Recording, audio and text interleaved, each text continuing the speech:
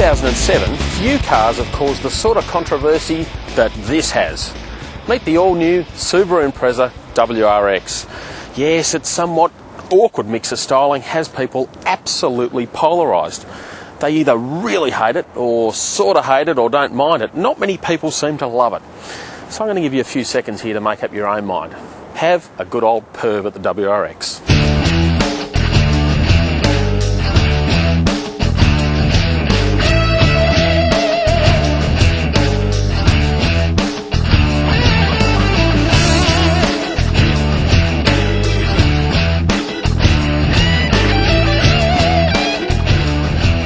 Rightio, made up your own mind, come up with your own decisions.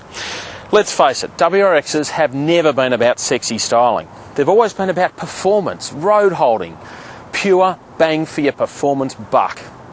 So let's answer the question we really want to know. What is the new WRX like to drive?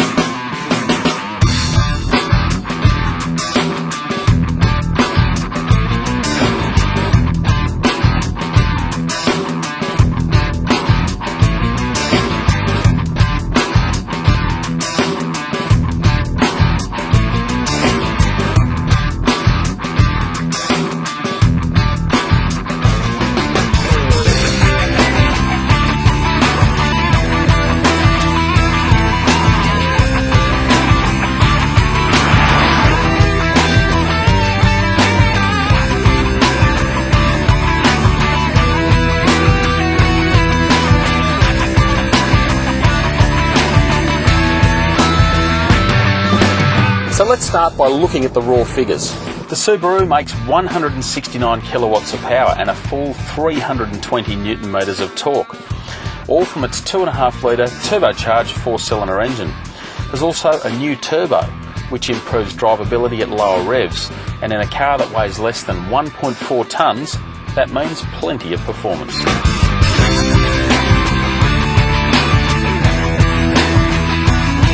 And that translates to 0 to 100 in 5.8 seconds. Yep, the quickest WRX ever. Which you'd sort of expect really, it's a new car. And it certainly feels brisk, with just the right amount of WRX personality to the way it revs. But one thing Rex devotees will notice is that characteristic exhaust burble from the boxer engine has been muted. And to be frank, that's a touch disappointing.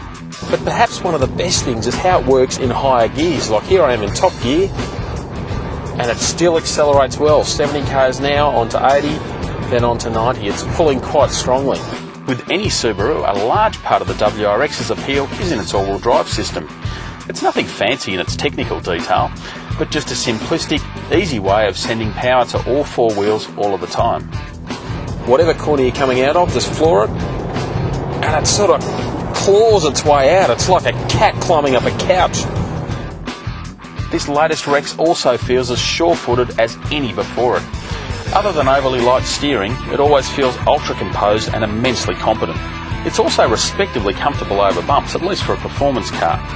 There is a downside though, and that comes with the overall feel. It's sort of hard to explain, but the Rex just does not feel as sharp. Its sensors seems to have been dulled a little. Inside too, there's good and bad news. The dash is more functional and formal and more upmarket than ever. There's a couple of little letdowns, like sort of unwelcoming hard plastics, and what's going on here? Pimples coming out of the dash. One thing I can't argue with though is the value for money.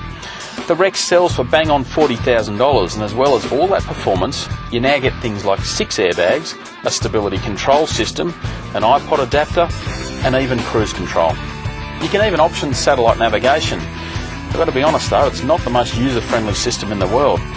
Believe it or not, that is how you adjust the bass and treble. So all up, the new WRX is a very mixed bag. Yes, it's very quick and very composed and very competent, but I don't know, is that what WRX owners want? Sure, it's easy to live with day to day, but I sort of miss some of the quirks of the old one. That explosivity, that real excitement. To be fair, Subaru says it is going after a very different market with this latest WRX. And there's no doubt that this car won't have anything like the hoon appeal that the Rex at least partly built its reputation on.